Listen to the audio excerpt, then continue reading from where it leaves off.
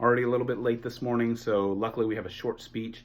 This is Churchill in December of 1917, very bad year for World War I. Here we go. 2 months ago, I stated in London that the war was entering upon its sternest phase, but I must admit that the situation at this moment is more serious than it was reasonable 2 months ago to expect. The country is in danger. It is in danger as it has not been since the Battle of Marne saved Paris and the Battle of Ypres and of Yser saved the Channel ports. The cause of the Allies is now in danger. The future of the British Empire and of democracy and of civilization hangs and will continue to hang for a considerable period in a balance and an anxious suspense. It is impossible, even if it were desirable, to conceal these facts from our enemies. It would be folly not to face them boldly ourselves. Indeed, I am inclined to think that most people in this country, in this wonderful island, are already facing squarely and resolutely the facts of the situation.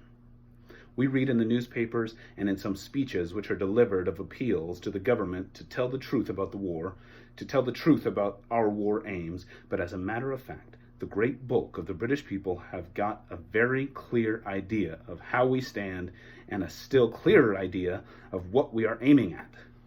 Anyone can see for himself what has happened in Russia. Russia has been thoroughly beaten by the Germans. Her great heart has been broken not only by German might, but by German intrigue, not only by German steel, but by German gold. Russia has fallen on the ground prostrate, in exhaustion and in agony.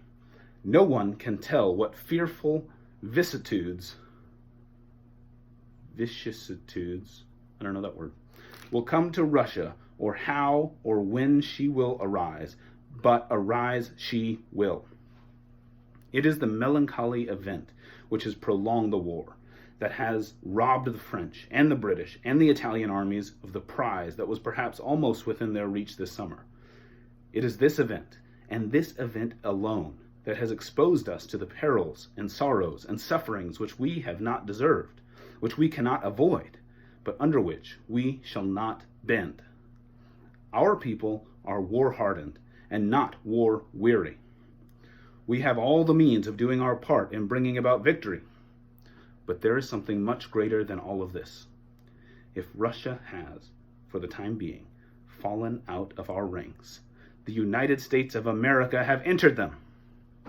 The great Republic of the West, more than 100 millions of the most educated and scientific democracy in the world, are coming to our aid, marching along all the roads of America, steering across the ocean, organizing their industries for war, spending their wealth like water, developing slowly but irresistibly and unceasingly the more gigantic elemental forces ever yet owned and applied to the triumph of a righteous cause.